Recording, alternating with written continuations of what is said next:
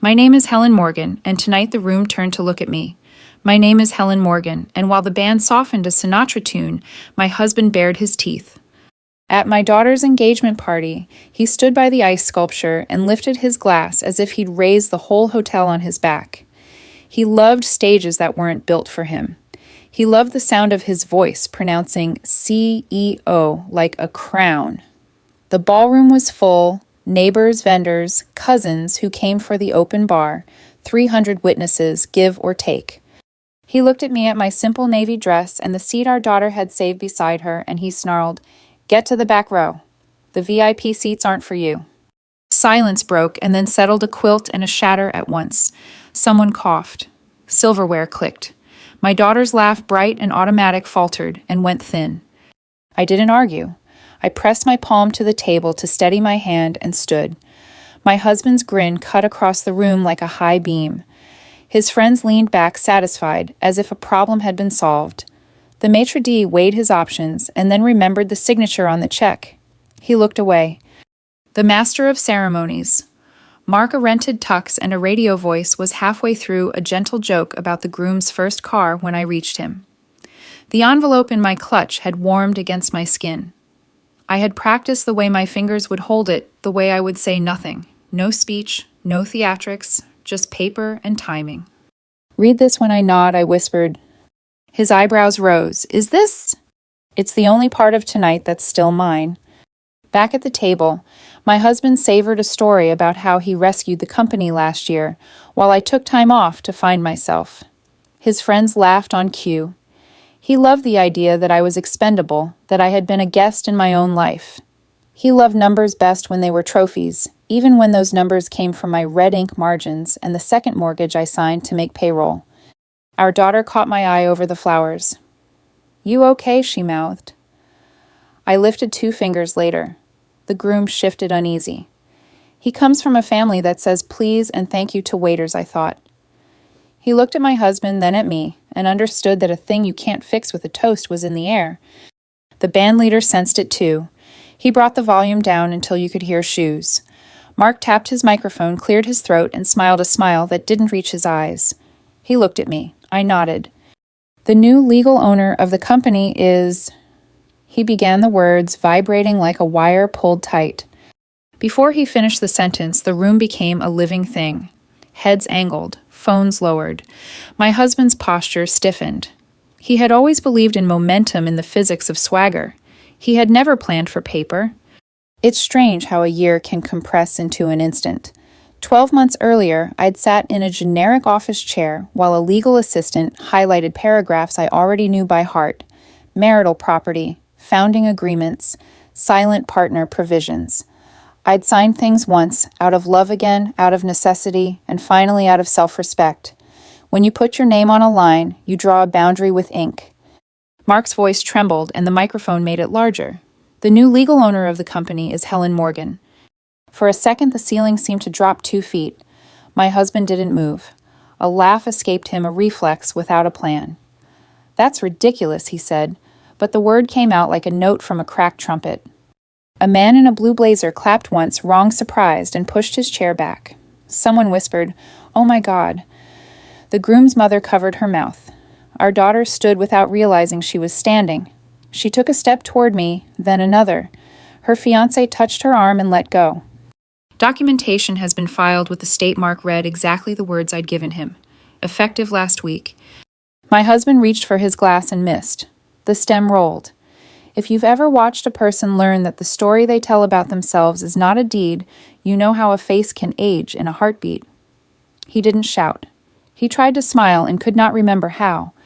I felt the old ache in my chest, the one that comes from loving someone you can't protect from the truth. I placed a hand over my heart until my ribs stopped feeling like a cage. The room adjusted to the new fact as rooms do. People leaned in or away. Couples conferred with their eyebrows. The band pretended to tune. I thought of mornings alone in the kitchen, coffee cooling, while I waited for him to come home from his newest emergency. I thought of arguments that ended with a door closing because he preferred echoes to answers. I thought of our daughter at 8, drawing headquarters on graph paper, squaring off rooms for everyone, including me. If you have your own office, she'd said, nobody can say you don't work here. Mark set the paper down. Congratulations, he said to the air. I didn't bow.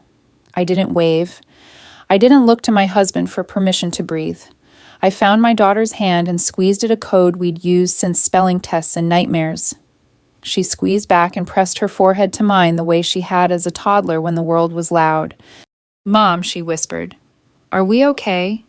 We are now, I said. Across the room, the maitre d' decided to cut the cake 5 minutes early. People rearrange their loyalties in real time, the way a flock shifts without colliding. And I stood in the place my husband had tried to push me from and felt the ground hold. My name is Helen Morgan, and tonight the room turned to look at me, not because I begged or raised my voice, but because paper prepared in quiet spoke louder than a man with a microphone. He used to say that success was a tide and he was the moon that pulled it. In the beginning, I wanted to believe him. We were young enough to confuse movement with progress and noise with proof. He dazzled clients with metaphors about engines and flywheels. I balanced books at the kitchen table with a pencil that left a dent in the paper. People heard his voice. They felt my work only when it was missing, when invoices went unpaid or orders stalled, because I refused to ship what we couldn't cover. That was our marriage in miniature. He carried the banner. I carried the weight. It didn't start cruel. It started with late nights and takeout with the kind of exhaustion that makes you laugh because crying would take too long. We split a single desk in the spare bedroom, his side heaped with pitch decks, mine squared with ledgers and a calculator that clicked like an old insect. He told me we were partners, and for a while he acted like it. He'd bragged to friends that I could spot a loose screw in a balance sheet from across the room. He meant it as a compliment. I took it as one. Then the money got loud. Success brings a different kind of gravity. The first time he called himself CEO, it was a joke the way a boy tries on his father's jacket.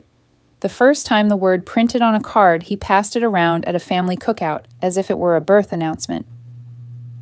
When his mother asked what to put under my name, I said co-founder, and she smiled the polite smile people use when they don't hear you. The card came back from the printer with my name under administration. I remember smoothing the glossy stack with my palm as if heat could correct type. He didn't wake up one morning and decide to belittle me.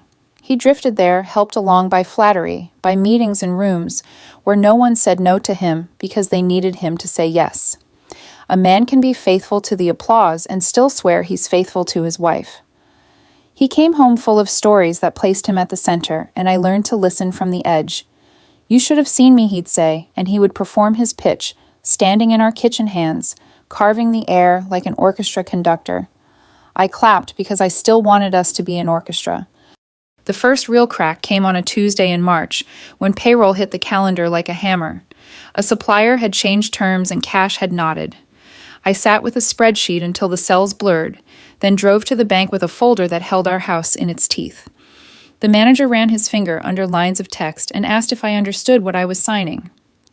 Better than you do, I said, and surprised us both. I remember the pen felt heavy and the paper felt thin, and afterward I sat in the car and ate the sandwich I had forgotten in my purse because hunger is practical, even when fear is operatic.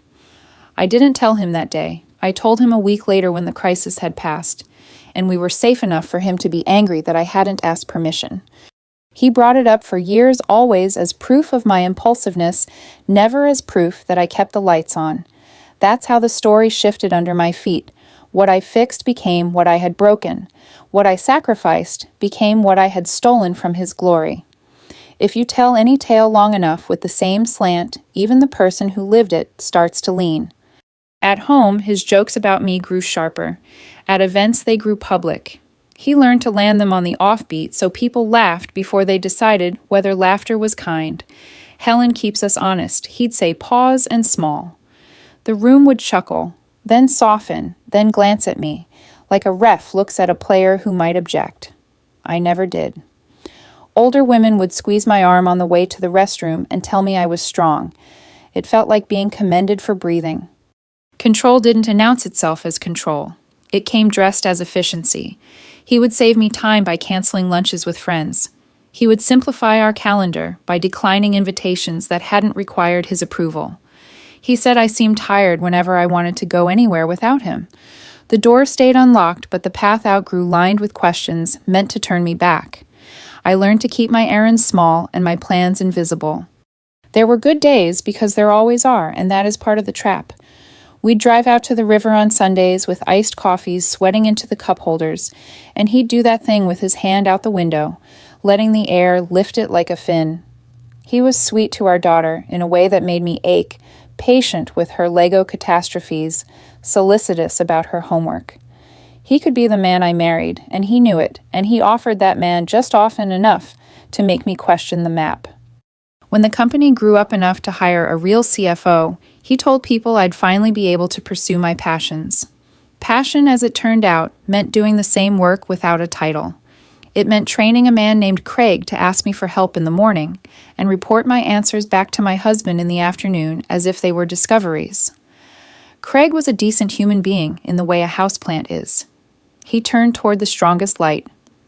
I didn't hate him. I hated the way the building rearranged itself around his presence, the way the receptionist started calling him Sir after 2 days, and still handed me visitor badges a decade in. When the first rumor of an affair reached me, it arrived as concern.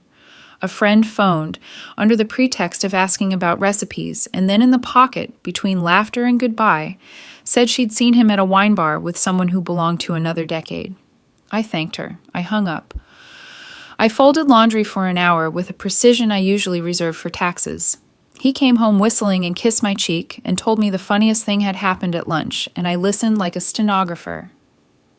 Later, I stood at the bathroom mirror, and part of me went missing the part that had imagined my patience would be understood as loyalty instead of convenience. I began keeping copies of everything. I bought a scanner that fed paper like a patient beast, and named each file with a date, an action, a person. I sharpened my calm the way a person sharpens a knife, with the practiced motion of survival, not the thrill of violence. When I finally called a lawyer, I chose a woman who spoke softly and never rushed me. "You are not crazy," she said, after an hour of sentences that started with, "Maybe it's nothing but." She showed me what the documents meant, what the signatures did, what a marriage can and cannot promise under law. She put a folder in my hands the color of rain and told me to fill it slowly. "You will know when," she said. "People always do." If you asked him, then he would have said our marriage was fine, that I was moody sometimes, that the business required sacrifices weak people called unfair. He would have told you that I didn't like parties, which is why I hung back at parties. He would have said that women often misunderstand the stakes of work, that men who carry risk have a right to be dramatic. He would have called himself protective. He would have used the word love like a paperweight to keep the rest from flying away.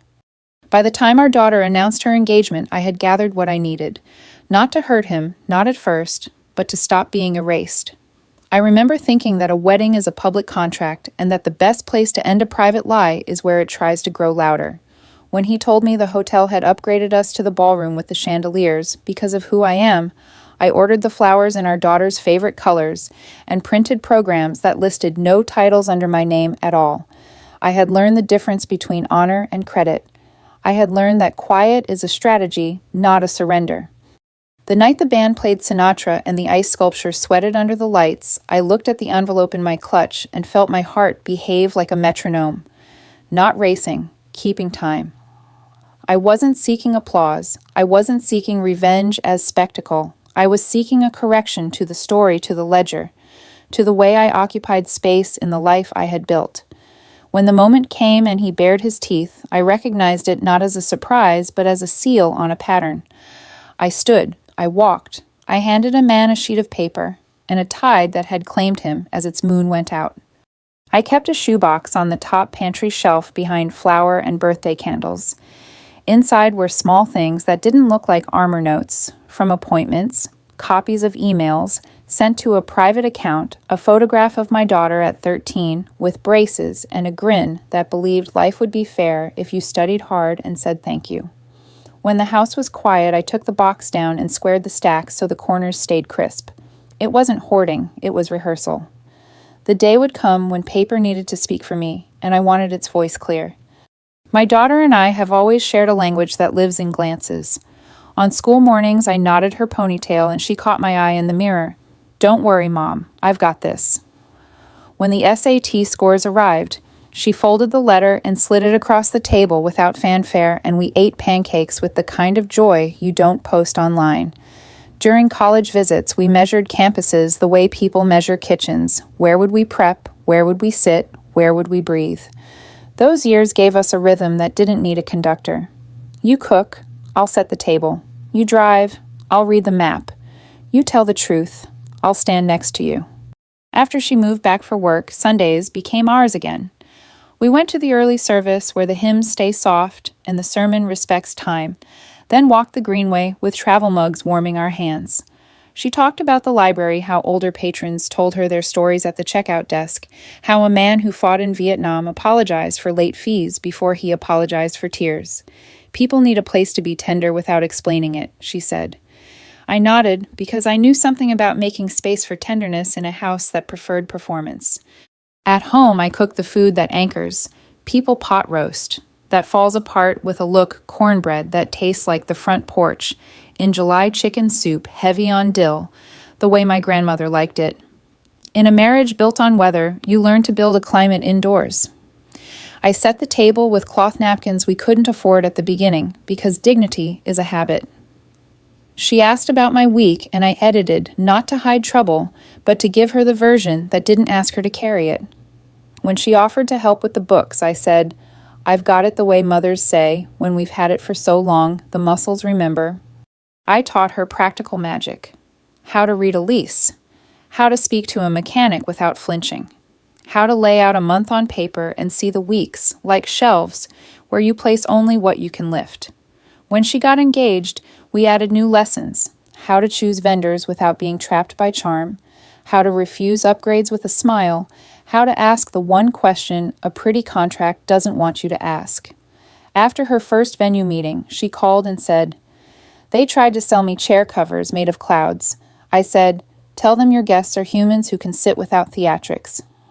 She laughed, and I kept that laugh like a coin in my pocket for later. The day she brought him home, my husband turned hospitality into a test. He does that, sets a bar no one can see, and then declares victory when people trip. The young man passed in every way that matters. He refilled my water glass, without making a show of it, and asked for seconds as if eating were a compliment, which it is. After they left, my husband said, "He seems soft." I said he seems kind, and we both knew those words had become opposites in his mouth. I didn't tell my daughter everything. I didn't tell her about receipts for dinners that cost a week's groceries, or the way his smile changed shape around certain people. I didn't tell her how small a woman can feel in a house she bought. I did tell her that love is not a dead instrument, that a person who loves you makes room for your edges as well as your soft parts, that the version of you who is most yourself is the only one worth bringing to a ceremony. These were truths I could hand her without making her hold my wounds. Meanwhile, I studied. I read articles by women with last names that sound like granite and bar numbers after them. I learned the difference between a shareholder and a spouse operations, and ownership customary and enforceable. I spent quiet afternoons at the county clerk's office where time moves like syrup, asking clerks to explain forms in the friendly way that makes bureaucracies work for you. "There's no rush," one of them always said, and I wanted to tell her that sometimes no rush is exactly the point. I practiced calm. It sounds simple, but calm is a muscle, and mine needed tone. I practiced by not answering bait, by counting to 8 when 4 would have done, by letting silence be an answer all its own. A man who has built an audience mistakes silence for surrender. I learned that silence is better understood as a clean table where the right document can land without spilling the gravy. My daughter planned a small wedding with a big heart. She wanted pies instead of cake and a playlist that would make her grandmothers dance. She wanted our neighbor who grows peonies to bring whatever color was blooming that week. I watched her choose enough and stop there. I watched her put comfort ahead of spectacle and mean it. When she asked whether she should put CEO under her father's name in the program, I said, "Let's use first names only this time. Love doesn't require resumes." She looked at me a beat too long the way she does when she's reading fine print on my face. "Are you okay, Mom?" she asked. "I'm standing," I said, And she accepted that because standing is a sentence older women understand in all its tenses. On the Tuesday before the engagement party, we sat at my kitchen table with a list of to-dos and 2 highlighters. We checked the boxes that matter rings, insured shoes, broken in vows, drafted, but not fossilized. When she went to the bathroom, I took the envelope from the drawer where I keep warranty manuals and slid the document inside. I didn't touch it again until Saturday. That afternoon, she leaned in the doorway and said, "You taught me to be nice. You also taught me to be fierce when nice doesn't work." "I taught you to tell the truth," I said. She nodded. "Same thing." The day of the party, while my husband rehearsed his grand entrance alone in our bedroom. Yes, people rehearse those. I packed practicalities, moleskin for blisters, stain wipes for red sauce, a safety pin, a granola bar, our code word for when crowds tilt from festive to unsafe. I added a tiny sewing kit because fabric is like people. It comes apart in the places we strain. My daughter texted a photo from the hotel lights, flowers, a skyline, pretending to be generous, and I sent a heart.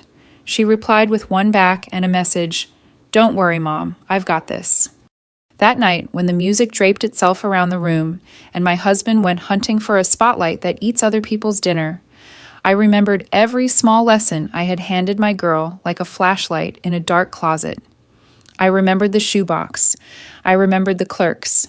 I remembered my grandmother's dill and my signature in the bank's quiet air. Motherhood is not martyrdom. It is stewardship. Not of a child you don't own a soul, but of the space where she can become who she already is. So when he bared his teeth, I didn't bare mine. I reached for the envelope I had prepared while stirring soup and paying bills, and breathing through years in which he mistook my mercy for permission. I walked the length of the room, the way you walk a hallway you painted yourself seeing the scuffs, yes, but also the color you chose because it makes mornings kinder.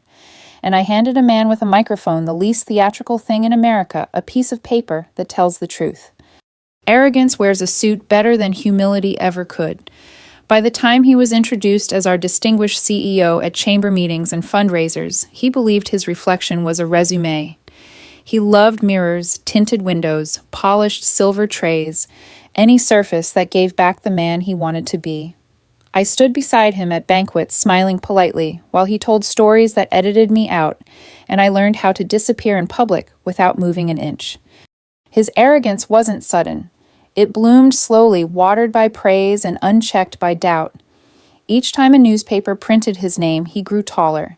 Each time a board member laughed at his jokes, he grew louder. By the 5th feature article, he acted as if success had been born with him, as if the company were an inheritance instead of a joint invention.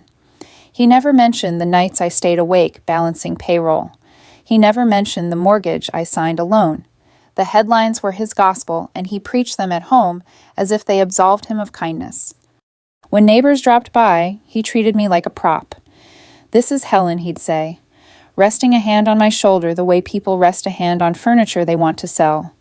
"She keeps things tidy." It was a small sentence, but it carried the weight of dismissal. Our daughter's face would flush, but she learned to hold her tongue. Children sense the currency of silence long before they understand economics. Behind closed doors, his arrogance sharpened. He laughed at my sentimentality when I suggested bonuses for employees who'd stayed since the garage days. "Loyalty doesn't pay rent," he said. When I insisted on fair maternity leave, he sneered. "You're running a charity." His voice filled rooms like smoke, thick, choking, hard to escape. He didn't need fists. His words bruised just as well.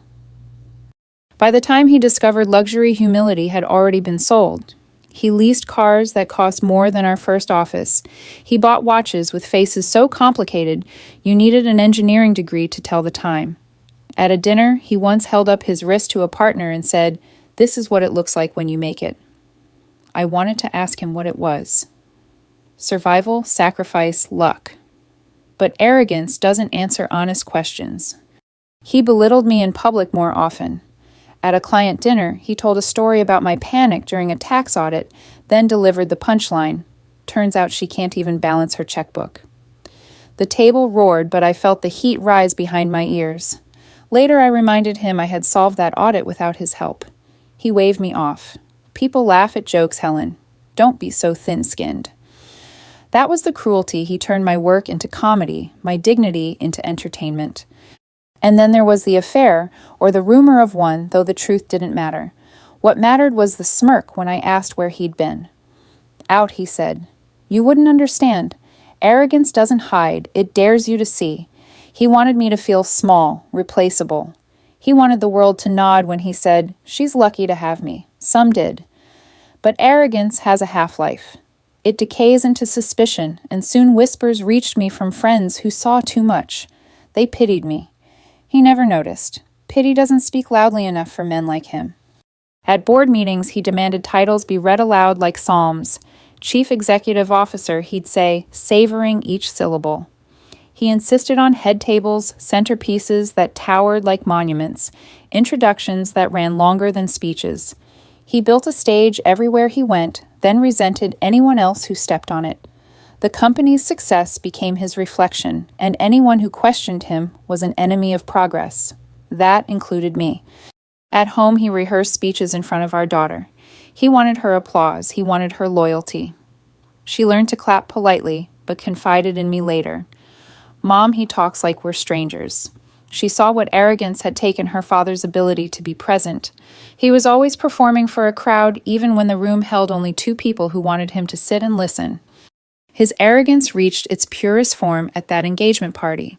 He didn't just want to celebrate his daughter's happiness. He wanted to remind 300 guests that he was the star of the show. He thought humiliating me made him taller. He thought shoving me into the back row proved the front belonged to him. What he didn't know, what arrogance never imagines, is that the stage he built could collapse under the weight of its own spotlight.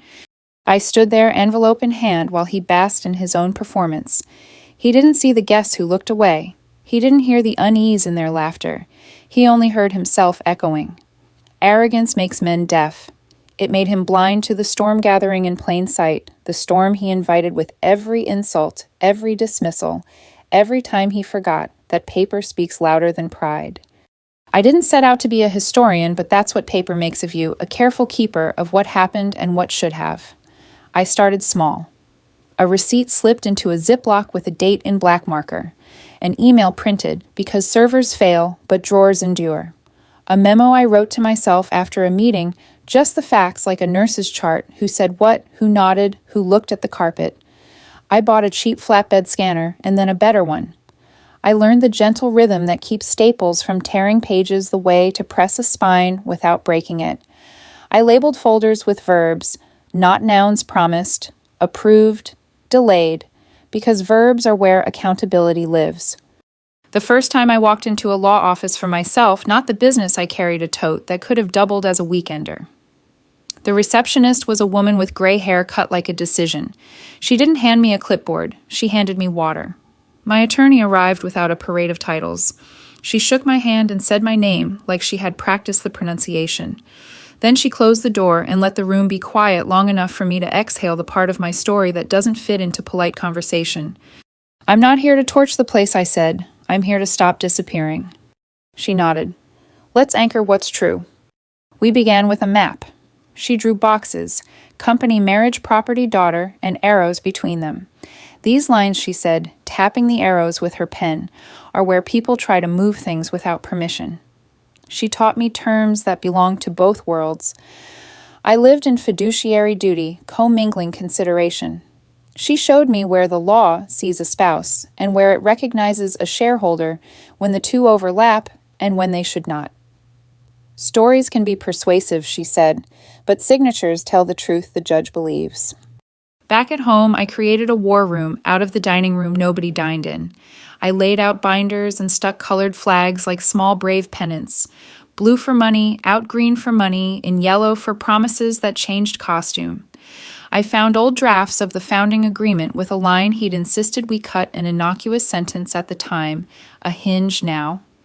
I found emails where I proposed the vendor that saved us our first-year emails where he took the bow. I didn't cry. History doesn't need tears to be accurate. There is a particular pleasure in precision that people mistake for coldness. I felt it the day I set up a private email I used only for documents and confirmations. I felt it the afternoon I went to the county clerk's office and learned which window processes amendments and which window stamps them. Bureaucracies, it turns out, are built for the patient. I smiled at clerks and brought extra photocopies. I wrote the names of helpful people on a sticky note and thanked them by name when I returned. The machine softened. Doors opened. My lawyer taught me to read a cap table like a weather report. "Pay attention here," she said, circling a column that people like to ignore. "This is where storms gather." We reconstructed the company's equity like a puzzle someone had kicked under a couch.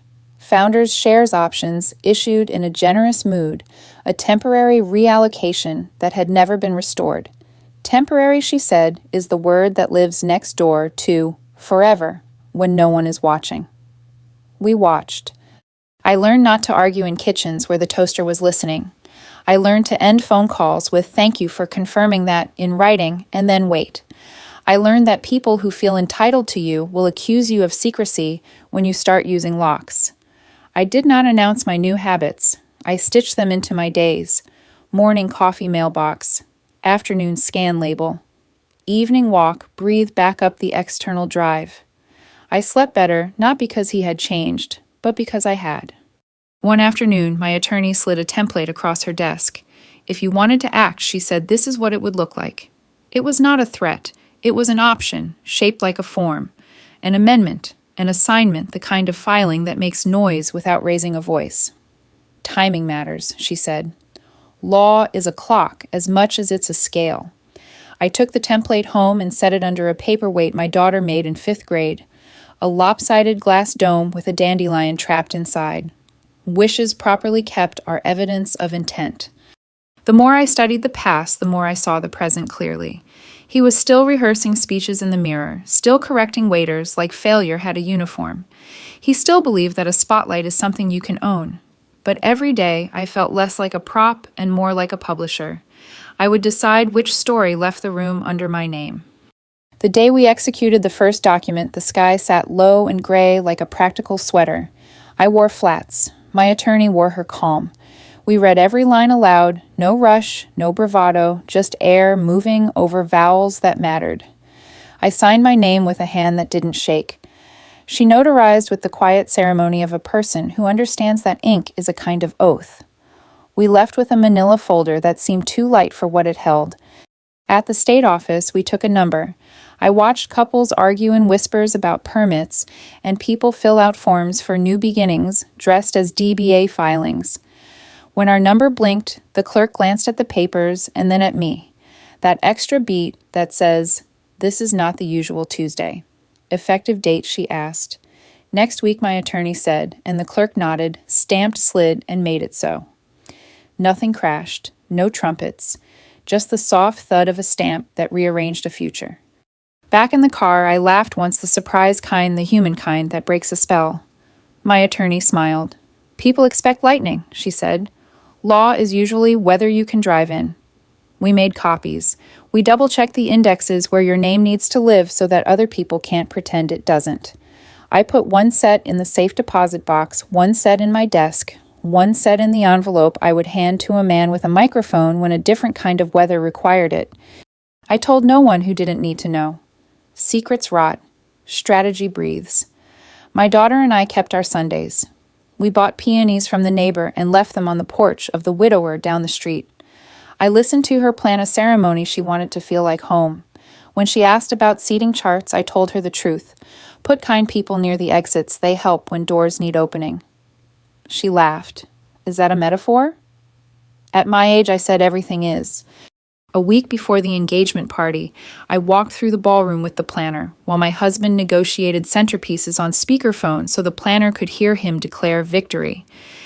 I counted steps from the head table to the MC's stand. I tested the weight of the envelope with the document inside. I practiced nodding from across the room, not because I needed theater, but because choreography keeps panic from inviting itself to the dance. On the morning of, I printed a clean copy and checked the seals, like a pilot checks wings they've already trusted with landings. I put the envelope in my clutch and my clutch in my lap, and my lap in a car that knew the way to the hotel by heart. He was buzzing high on anticipation, convinced the night would be a mirror. I let him talk about the lighting package, the photographers, the moment he would take the microphone. People need a leader, he said.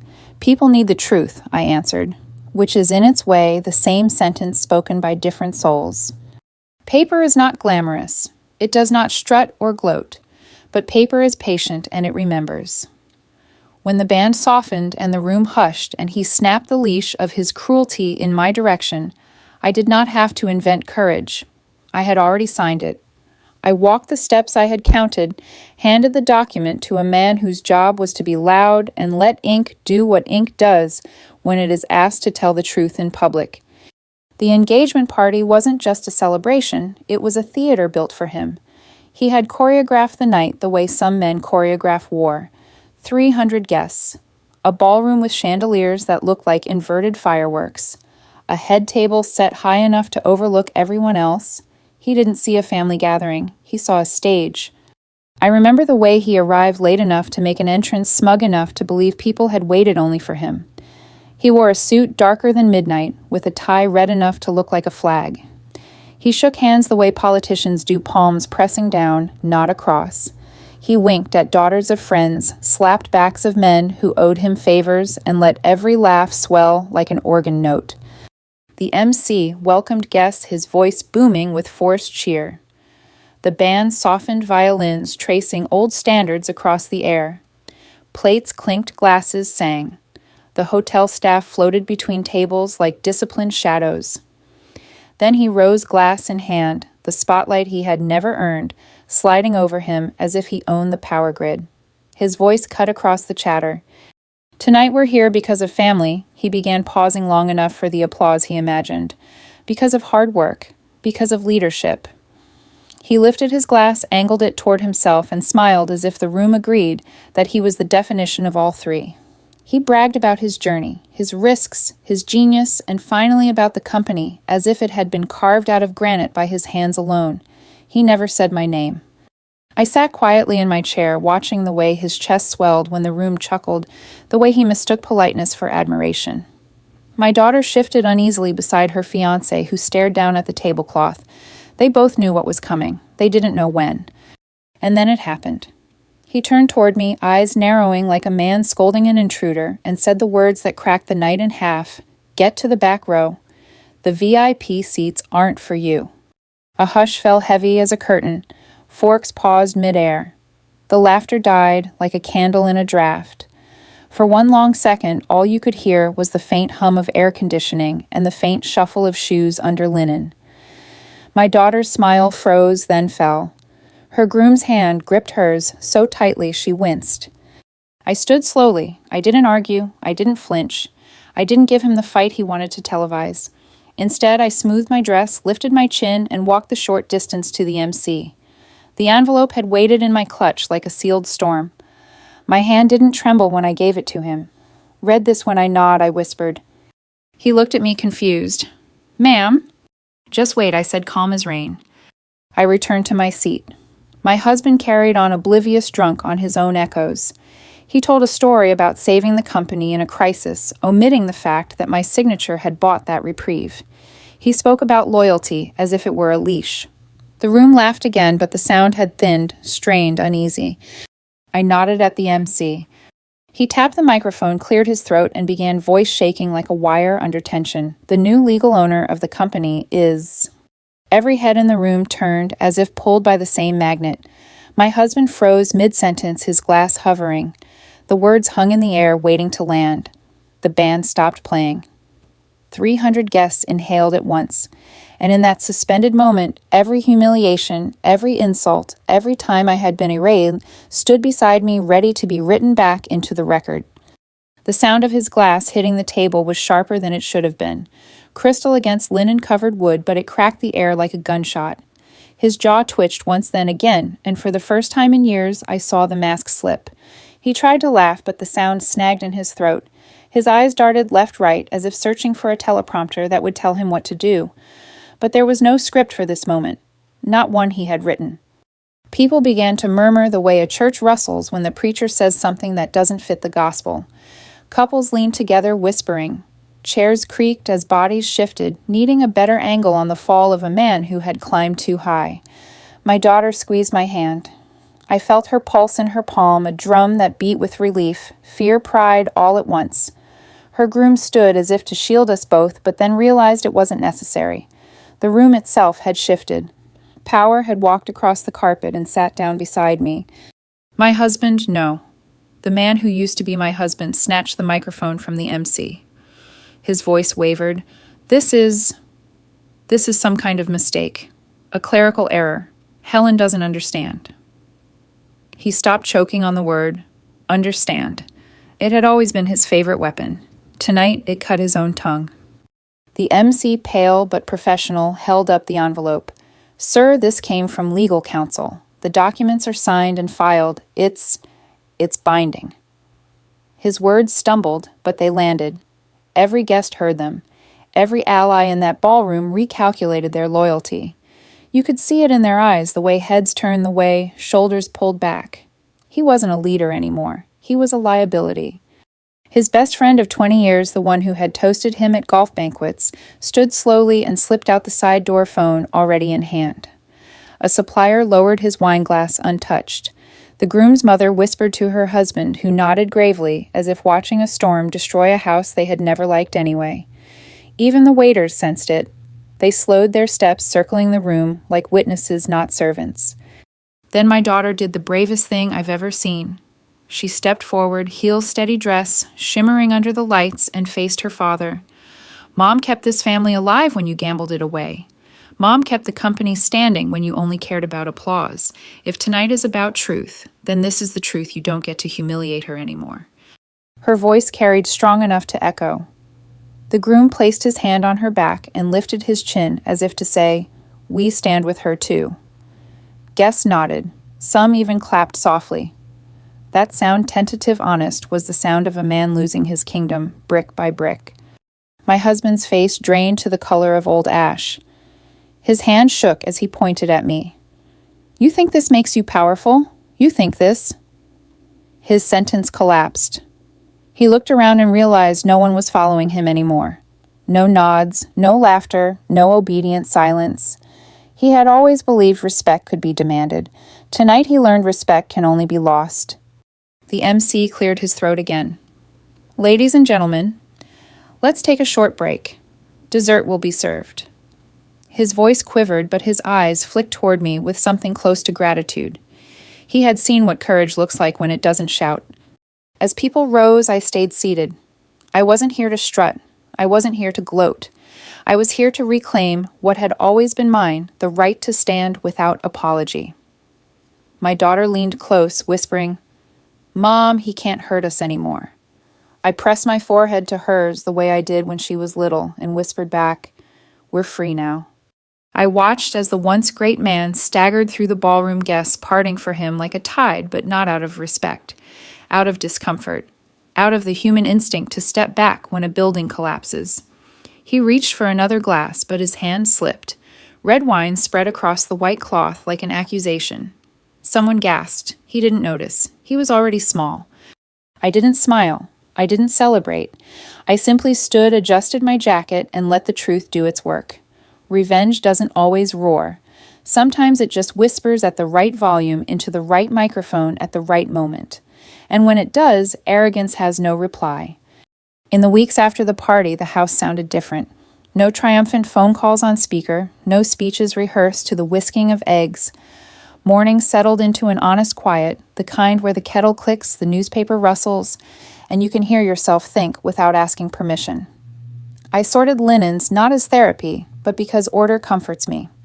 I kept one suit of his in the hall closet. For practical reasons, there are always papers to sign when a life rearranges, but I box the rest. Dignity makes space. My daughter came over with grocery store daisies and a cinnamon coffee cake that tasted like Sunday mornings when we didn't have money for brunch. We sat at the kitchen table and talked about the new geography of our family. "Where does he fit now?" she asked. I traced a square on the wood with my finger. "In his own square," I said. "Not in ours." We discussed boundaries like grown women do, without venom with calendars. She decided she would invite him to the wedding ceremony, but not the planning. She wanted Joy to build the place where vows would live. I told her love is a house you maintain. You don't hand the keys to a storm. At the company, the first week tasted like dust. People are brave in whispers, cautious in daylight. I went office to office without a speech. I asked what was working and what was broken. I learned which machines limped and which accounts only paid if someone reminded them. I reinstated the employee whose job had been eliminated because she had asked a fair question in the wrong tone. I restored parental leave to what it should have been all along. We're not a family, I told the staff at our first all-hands. Families forgive anything. Companies mustn't. We're a team, and teams have rules. Our rules are clarity, candor, and respect. People listened, the way parched ground listens to rain, not noisy, but alive. A machinist with a grease pencil tucked behind his ear stopped me in the hallway to say, "Welcome back, ma'am," as if I had been gone on a long voyage instead of standing in the next room for 10 years. I thanked him. I made coffee for the break room myself that afternoon, not because executives should make coffee, but because symbols help the tongue learn new words. Lawyers called. There were documents to sign, transitions to formalize, statements to write that were true without being cruel. My attorney handled most of it. I handled the parts that require a steady hand, telling the bank manager we'd be paying down the line of credit instead of growing it, telling the board that revenue is not a personality trait, telling our vendor of 15 years that we would continue to pay net 30, because honor did not vanish when a man lost a title. The world did not erupt. It adjusted. That's the thing nobody tells you about consequences. They are rarely fireworks. They are maintenance. Neighbors began to appear on my porch with casseroles and cautious questions. Older women wanted to know the precise temperature of revenge and whether it ever truly cooks through. I told them the truth. Revenge is the word people use when justice arrives without an apology. I didn't set out to humiliate him, I said. I set out to stop being humiliated. Men from church asked if I needed anything and looked relieved when I said, "Yes, can you carry these boxes to the car?" Help is easier when it has handles. He called once, then twice. The first time he left a message full of rehearsal injury arranged into paragraphs, blame perched on every sentence like a decorative bird. The second time, he tried a softer tactic. "We made something together," he said. "We did," I answered. "And we will keep the part that still feeds people." I didn't hang up angry. I hung up like a person who has closed a door gently so the baby can nap. Some endings require tenderness to stay ended. On a Tuesday in late spring, I stood in the shop and watched a young supervisor teach a new hire how to listen to a motor with a stethoscope. "It'll talk to you if you're quiet," he said. The phrase pierced me in the best way. That's what my life had been asking all along. Be quiet enough to hear what's true, then loud enough to say it when it matters. I brought donuts that morning and told the team that we'd be starting a scholarship for vocational students in our county. Work built this town. Work can build a future without asking anyone to clap. At home, I took out the shoebox one last time. I removed the last hospital bracelets from my daughter's birth. The note that said, "We'll catch up next month from a year we nearly didn't," a faded photo of 3 of us at a county fair before titles grew teeth. I kept what deserved keeping and fed the shredder what belonged to the past. The sound was not violent. It was domestic, almost cheerful, like trimming a hedge that had blocked the light.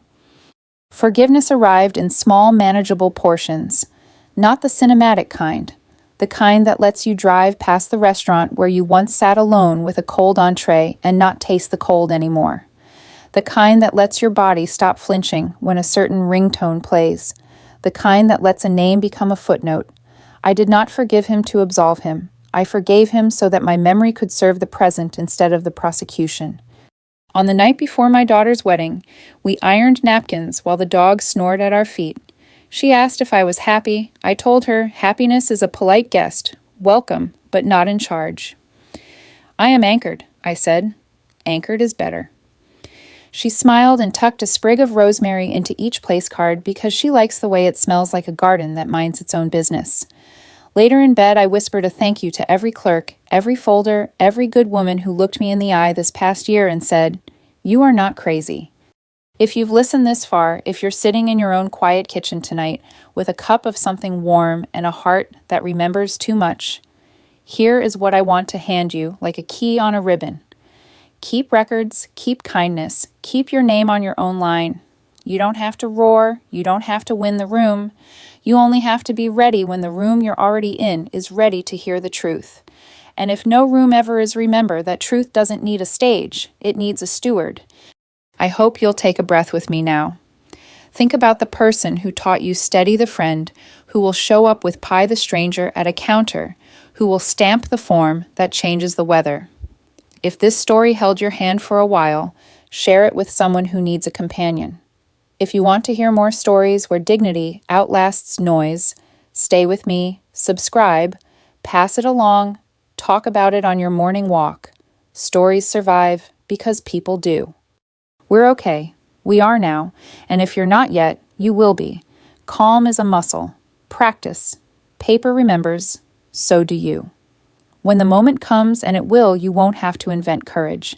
You'll simply recognize it.